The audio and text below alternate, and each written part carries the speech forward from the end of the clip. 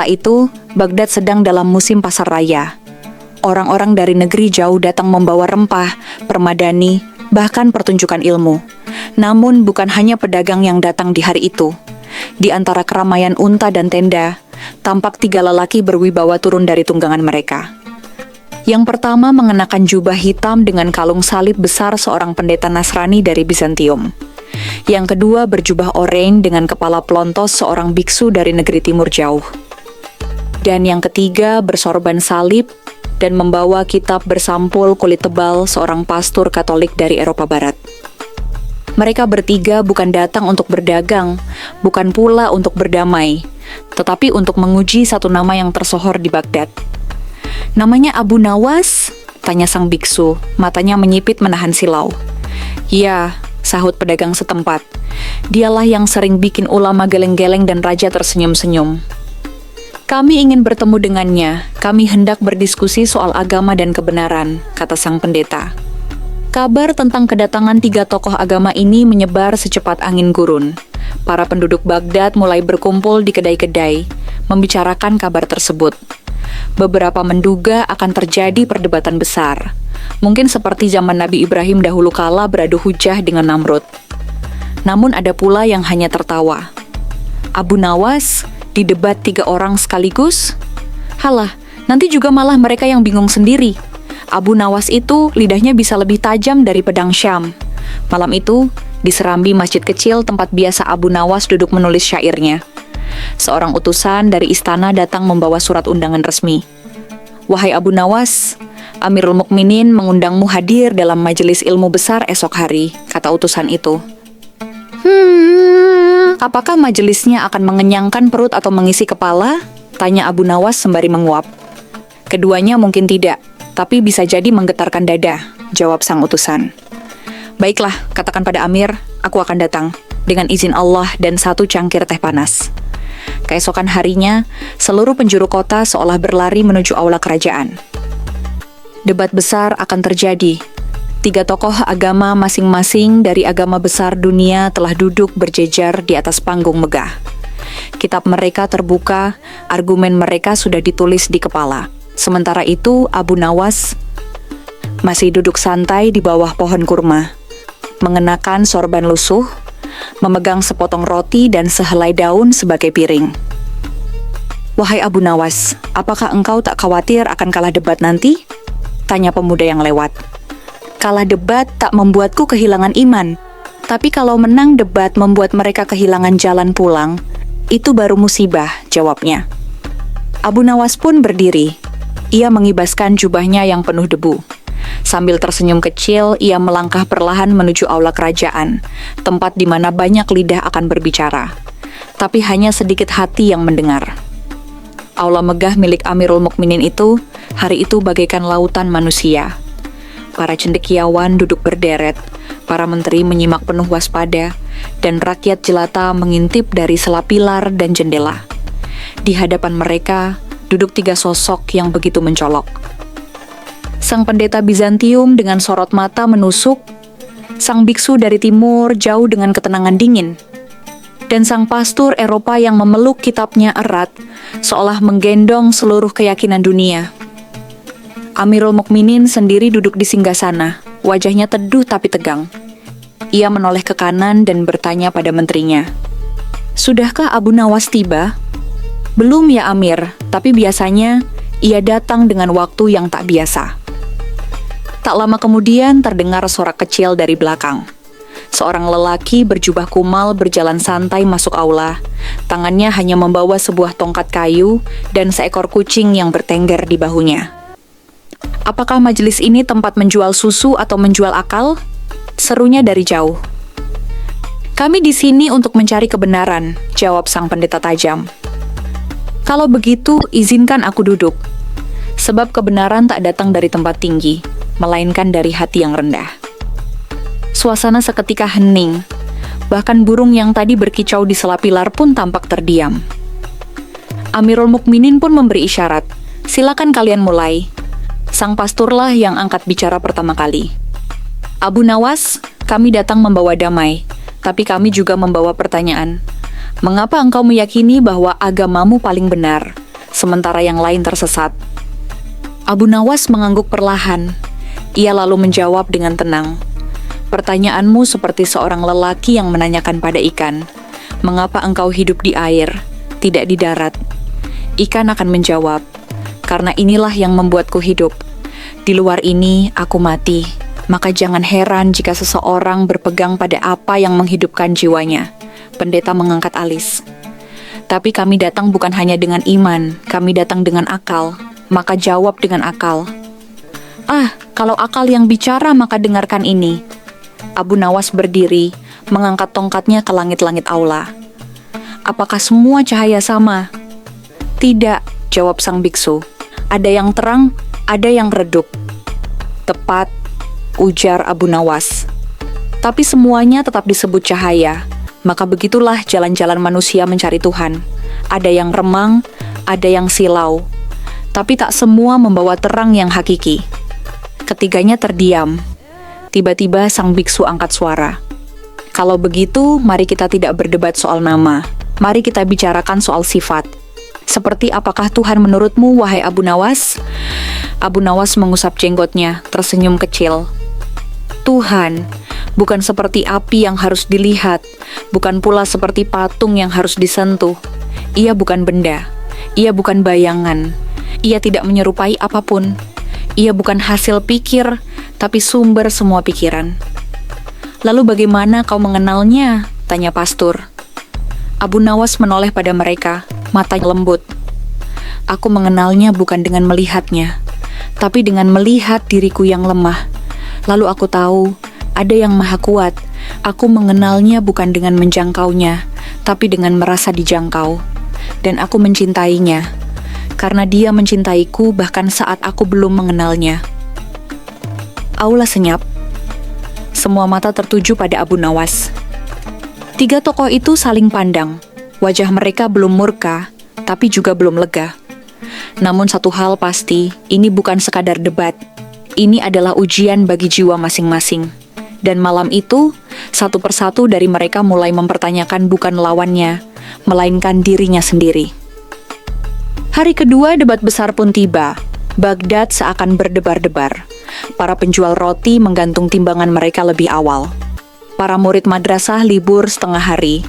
Semua ingin menyaksikan kelanjutan adu hujah antara Abu Nawas dan tiga tokoh agama dunia yang belum pernah terjadi sebelumnya. Di istana, para penjaga sibuk mengatur tempat duduk. Para tetua dan ulama dari berbagai penjuru negeri turut hadir. Bahkan Amirul Mukminin terlihat duduk lebih tegak dari biasanya. Ia menyadari, ini bukan sekadar majelis ilmu, ini peristiwa sejarah. Abu Nawas masuk tanpa pengawal, hanya ditemani seekor kucing yang tidur di jubahnya. Ia melangkah santai, seperti orang yang hendak membaca puisi, bukan menghadapi tiga orang lawan debat yang telah menyiapkan kitab, kutipan, dan logika setajam belati. Apakah engkau tak membawa kitab, wahai Abu Nawas? Tanya sang pastor heran. Tidak, jawab Abu Nawas sambil duduk. Lalu bagaimana engkau akan menjawab dalil-dalil kami? Lanjut sang pendeta. Seperti matahari menjawab lentera, ujarnya ringan. Cahayanya tak perlu pembela. Debat dimulai. Sang biksu membuka. Kami percaya pada hukum sebab akibat. Kalau ada penderitaan, pasti ada karma. Kalau ada surga, pasti harus dibayar dengan derita. Apakah Islam mengajarkan hal yang sama? Abu Nawas mengangguk lalu berkata, penderitaan dalam Islam bukan selalu hukuman. Kadang ia adalah pelatihan. Tuhan kami tak menyuruh manusia bersiksa agar mendapat surga. Ia memberi ujian agar kami tumbuh kuat, lalu memberinya hadiah, bukan sekadar upah. Sang pendeta mengangkat kitab. Dalam Injil kami, Tuhan menjadi manusia. Ia makan, ia tidur, ia mati. Adakah Tuhanmu pernah menjadi manusia? Abu Nawas menjawab tanpa ragu. Tidak, sebab manusia tak sanggup menampung keagungan Tuhan. Bila Tuhan menjelma menjadi satu jasad, niscaya jasad itu hancur tak mampu memuat cahayanya. Maka Tuhan kami tetap di atas segala makhluk, dekat tapi tak bisa digenggam. Para hadirin terdiam, tak sedikit yang mengangguk pelan, sebagian mengusap dada. Sang pastor berdiri, mengangkat suaranya. Jika Tuhanmu tidak bisa dilihat, tidak bisa disentuh, tidak bisa dibayangkan. Maka adakah bukti bahwa ia benar-benar ada? Abu Nawas tersenyum. Kau tak bisa melihat angin, tapi kau tahu ia ada. Kau tak bisa melihat akalmu, tapi kau percaya kau berpikir.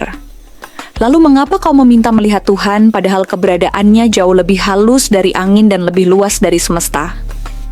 Tapi kami ingin kepastian, bukan hanya keyakinan, kata sang biksu. Kalau begitu, jawab Abu Nawas, maka kau harus jadi malaikat lebih dulu, sebab manusia memang diciptakan untuk percaya sebelum melihat. Jika semua harus terlihat, maka keimanan tak punya tempat. Saat itu, suasana dalam aula berubah. Bukan lagi riuh, bukan pula marah, namun sunyi yang berat, seolah setiap kalimat Abu Nawas menembus kulit dan masuk ke hati. Bahkan Amirul Mukminin pun tampak menunduk, matanya berkaca-kaca. Sungguh aku tak melihat pertarungan di sini, bisiknya. Yang kulihat, ya adalah cahaya melunakkan hati yang keras. Dan di antara bisikan itu, ketiga tokoh agama mulai menyadari sesuatu. Mereka tidak sedang berhadapan dengan manusia biasa, tapi dengan seseorang yang membawa cermin yang memantulkan wajah mereka sendiri. Pagi itu, aula megah kerajaan terasa lain, seolah-olah dindingnya menyimpan gema dari malam sebelumnya. Tiga tokoh agama yang semula begitu mantap berdiri kini duduk dalam diam, wajah mereka penuh perenungan. Debat masih akan berlanjut, tapi sesuatu di dalam hati mereka mulai berubah bentuk. Abu Nawas datang lebih awal dari biasanya.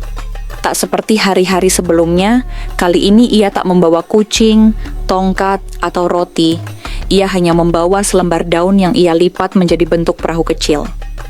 "Apa gerangan itu?" tanya sang biksu, penasaran. "Ini, perahu," jawab Abu Nawas. "Lalu kenapa kau bawa ke majelis ilmu?" "Karena banyak orang datang ke laut bernama agama, tapi lupa membawa perahu. Maka ia tenggelam dalam dogma, bukan mengarungi makna." Sang pendeta terdiam. Amirul Mukminin membuka majelis. "Hari ini kita tidak sekadar menyimak, tapi menyaksikan. Siapa yang hatinya keras, semoga dilunakkan. Siapa yang hatinya lelah, semoga disegarkan." Sang pastor berdiri. Kali ini suaranya tak lagi menggelegar. "Abu Nawas," katanya lembut, "engkau pandai berbicara, tapi apakah engkau tidak takut menyesatkan orang dengan lidahmu?" Abu Nawas menjawab dengan tenang, "Aku ini bukan guru, aku pun bukan nabi, aku hanya mengajak orang melihat ke dalam dirinya sendiri." Ia lalu melanjutkan, "Ketika seseorang berjalan dalam gelap, lalu kulihatkan padanya rembulan, apakah itu menyesatkan atau menunjukkan arah?" Sang biksu akhirnya bicara, "Engkau berkata bahwa manusia harus percaya sebelum melihat. Tapi bagaimana caranya kami percaya pada sesuatu yang bahkan tak bisa dibayangkan?" Abu Nawas tersenyum kecil.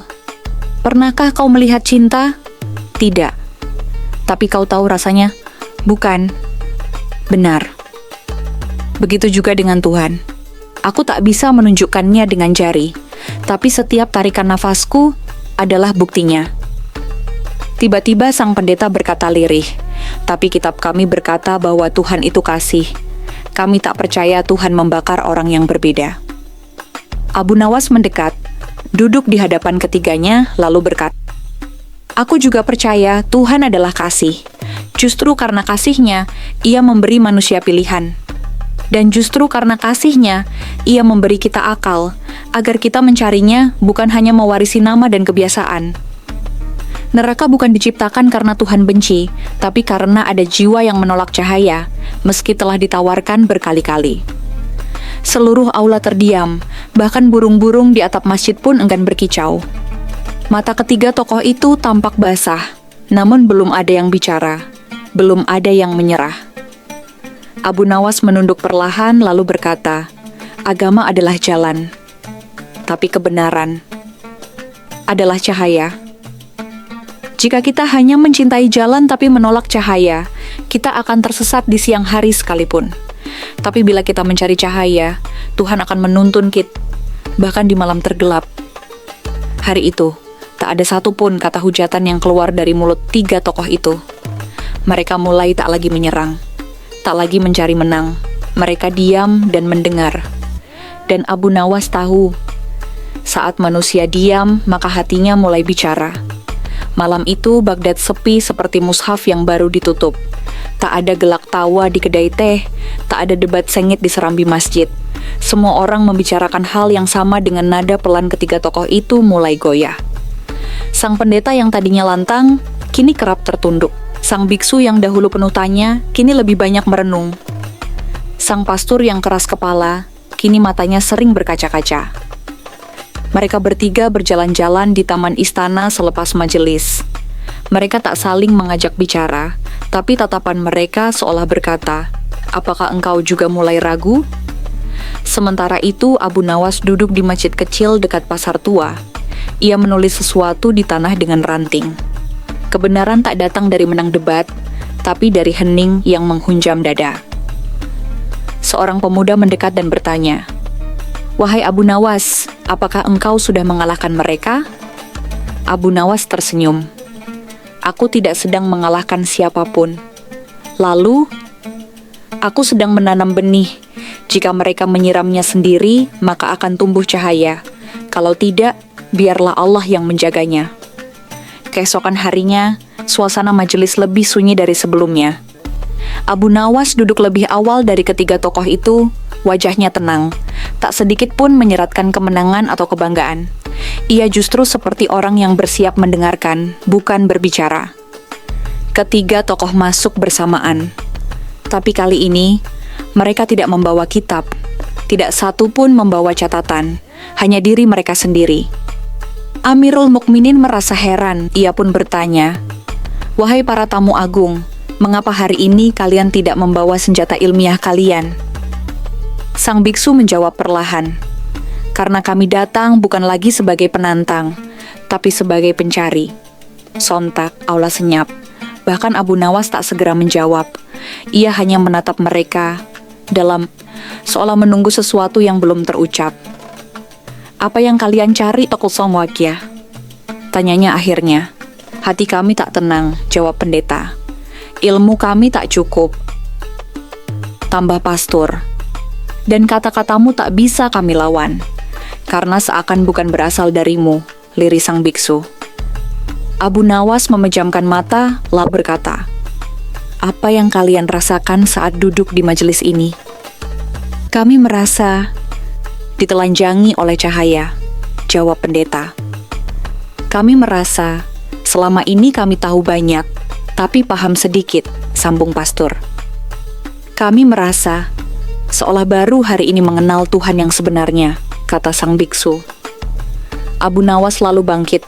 Ia mengangkat tangannya ke langit lalu berdoa, "Wahai yang membolak-balikan hati, jika ketiganya engkau hadirkan sebagai penantang, maka lembutkanlah hati mereka menjadi penempuh jalanmu. Jika mereka datang membawa api, maka jadikanlah ia cahaya. Sebab hanya engkau yang mampu mengubah dada yang gelap menjadi pelita." Dan di ujung doa itu, tiba-tiba ketiganya menunduk. Lama. Sangat lama. Hingga tetesan air mata jatuh ke lantai marmer. Hingga semua yang hadir ikut menahan napas. Hingga semua terdiam bukan karena takut, tapi karena takjub. Malam itu, mereka tak perlu berdebat lagi. Sebab lidah tak lagi bisa bicara, jika hati telah berbicara lebih dahulu.